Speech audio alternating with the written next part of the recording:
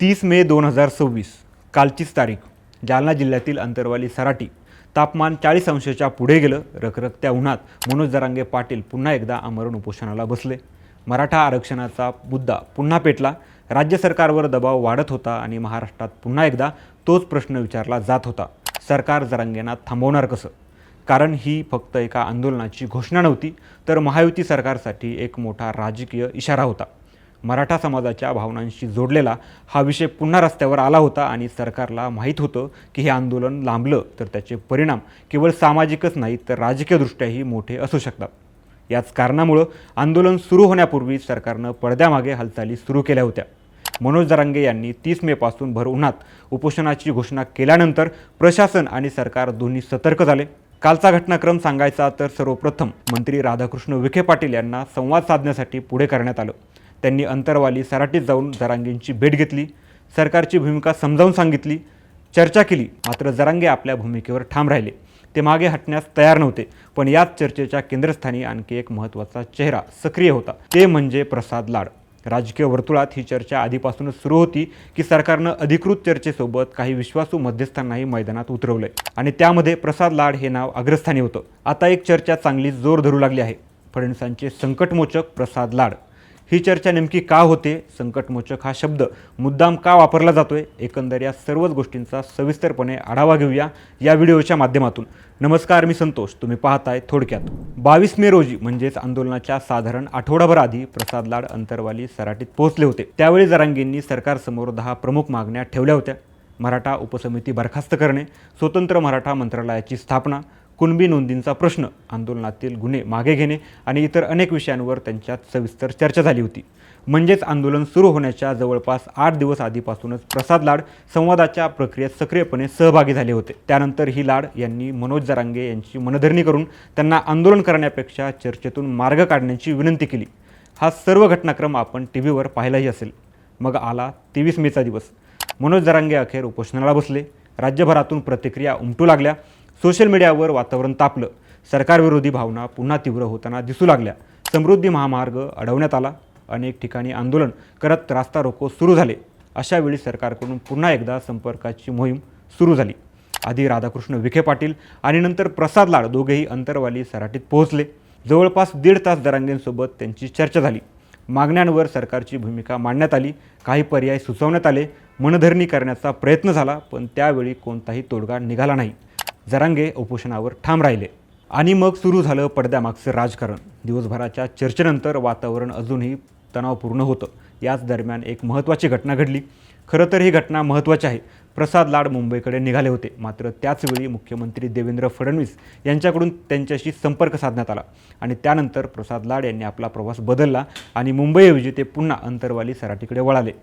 सरकारला संवाद तुटू द्यायचा नव्हता. परिस्थिती नियंत्रणाबाहेर जाऊ नये यासाठी चर्चा सुरू ठेवणं आवश्यक होतं. ही घटना एक गोष्ट स्पष्टपणे दाखवते.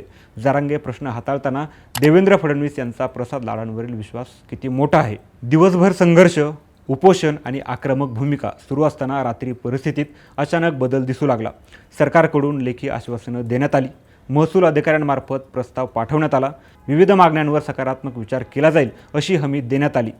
मध्यरात्रीच्या सुमारास चर्चा अधिक पुढे गेली. कुणबी नोंदींचा विषय, मराठा समाजाच्या मागण्यांवरील पुढील प्रक्रिया, स्वतंत्र यंत्रणा उभारण्याबाबतचा विचार आणि काही प्रशासकीय निर्णय यांबाबत सरकारने सकारात्मक भूमिका घेतल्याचं सांगण्यात आलं. आणि मग घडलं ते, ज्याने अनेकांना आश्चर्याचा धक्का दिला. सकाळी सुरू झालेलं आंदोलन रात्री मागे घेतलं गेलं. अवघ्या 15 तासांत मनोज जरांगेंनी उपोषण स्थगित करण्याची घोषणा केली. सरकारकडून काही मागण्यांवर ठोस आश्वासने मिळाल्याचा दावा करण्यात आला. यानंतर राजकीय वर्तुळात एक प्रश्न पुन्हा चर्चेत आला. या संपूर्ण ऑपरेशनमध्ये पडद्यामागचा निगोशिएटर कोण होता? आणि इथे पुन्हा एकदा प्रसाद लाडांचं नाव पुढे आलं. खरं तर फडणवीस आणि प्रसाद लाड यांचं नातं आजचं नाही. प्रसाद लाड 2016मध्ये भाजपमध्ये दाखल झाले आणि विशेष म्हणजे त्यांचा प्रवेश देवेंद्र फडणवीस आणि नितीन गडकरी यांच्या उपस्थितीत झाला. त्यानंतर फडणवीसांनी त्यांच्यावर सातत्यानं महत्त्वाच्या जबाबदाऱ्या सोपवल्या. 2017मध्ये नारायण राणे यांच्या रिक्त झालेल्या विधान परिषद जागेसाठी भाजपनं प्रसाद लाड यांना उमेदवारी दिली. अनेक मोठी नावं चर्चेत असताना फडणवीसांनी त्यांच्यावर विश्वास दाखवला आणि ते निवडूनही आले. यानंतर 2023मध्ये त्यांच्याकडे आणखी महत्त्वाची जबाबदारी आली. भाजप, शिंदेसेना आणि अजित पवारांची राष्ट्रवादी या 3 पक्षांच्या महायुती सरकारमध्ये समन्वय राखण्यासाठी स्थापन करण्यात आलेल्या कोऑर्डिनेशन कमिटीचे कोऑर्डिनेटर म्हणून प्रसाद लाड यांची निवड करण्यात आली. हे साधं पद नव्हतं. 3 पक्षांचं सरकार चालवताना अंतर्गत मतभेद हाताळणं, आमदारांची नाराजी सांभाळणं, मंत्री आणि पक्ष नेतृत्व यांच्यातील संवाद कायम ठेवणं ही अत्यंत संवेदनशील जबाबदारी होती. याशिवाय महाराष्ट्र विधान परिषदेत भाजपचे चीफ व्हीप म्हणूनही त्यांना जबाबदारी देण्यात आली. पक्षशिस्त राखणं, मतदान व्यवस्थापन, आमदारांशी सतत संपर्क ठेवणं आणि पक्षाच्या रणनीतीची अंमलबजावणी करणं या महत्त्वाच्या भूमिका त्यांनी सांभाळल्या. महाविकास आघाडी सरकारच्या काळातही भाजपच्या विविध आंदोलनांमध्ये, राजकीय रणनीतींमध्ये आणि पडद्यामागच्या चर्चांमध्ये प्रसाद लाड सातत्यानं फडणवीसांच्या जवळच्या टीममध्ये दिसत राहिले. महाराष्ट्राच्या राजकारणात काही लोक निवडणुका जिंकतात, काही लोक भाषणांनी लोकप्रिय होतात, तर काही लोक संकटाच्या वेळी आठवले जातात. मराठा आंदोलन पुन्हा पेटलं, मनोज जरांगे उपोषणावर बसले, सरकारवर दबाव वाढला आणि पुन्हा एकदा राधाकृष्ण विखे पाटील यांच्यासोबत प्रसाद लाड मैदानात उतरले. दिवसभर चर्चा झाली, रात्री सरकारकडून आश्वासने आली आणि सकाळी सुरू झालेलं आंदोलन रात्री मागे घेतलं गेलं. म्हणूनच आता महाराष्ट्राच्या राजकारणात एक नवा प्रश्न विचारला जातोय. देवेंद्र फडणवीस जेव्हा एखादं राजकीय संकट पाहतात तेव्हा त्यांच्या फोनबुकमध्ये सर्वात आधी लागणाऱ्या नावांपैकी एक नाव प्रसाद लाड यांचंच असतं का? आणि जर मराठा आंदोलनाचा पुढचा अध्याय पुन्हा लिहिला गेला तर त्या घटनाक्रमात मनोज जरांगे, देवेंद्र फडणवीस आणि त्यांच्यातल्या पडद्यामागचा संवादक म्हणून प्रसाद लाड हा चेहरा पुन्हा दिसला तर त्यात आश्चर्य वाटायला नको. राजकारणात काही लोक प्रकाश झोतात असतात आणि काही लोक प्रकाश झोत पडण्यापूर्वीची व्यवस्था करत असतात. लाड हे दुसऱ्या प्रकारातील नेते मानले जातात. त्यामुळेच आज मराठा आंदोलनाच्या निमित्तानं महाराष्ट्रात एक नवीन राजकीय चर्चा सुरू झाली आहे.